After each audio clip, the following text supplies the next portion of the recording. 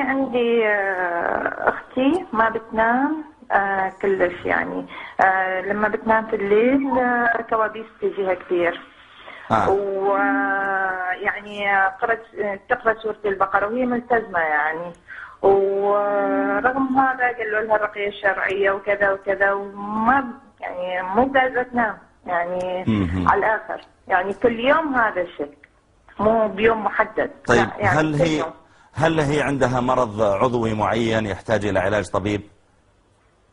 لا يعني راحت كذا دكتور ويعني بس لا يعني كمرض طيب معين لا. عن عموم أختي زينب، إذا قد يكون أحيانا عندها هموم معينة تمنعها من النوم أحيانا، ويعني هي ممكن تتغلب على همومها وتؤمن بالقضاء والقدر، وأن الله عز وجل هو الذي يقدر ما يشاء ويختار جل وعلا. يا شيخ المشكلة هي بتجيها كوابيس، هي بتخاف يعني. طيب أنا ودي أختي زينب إذا أقبلت إلى فراشها أن تتوضأ قبل ذلك بحيث أنها تنام وهي على وضوء. وإذا أقبلت إلى الفراش النبي عليه الصلاة والسلام أمر إذا أقبل أحدكم إلى فراشه فلينفضه بصنفة إزاره، يعني بطرف إزاره.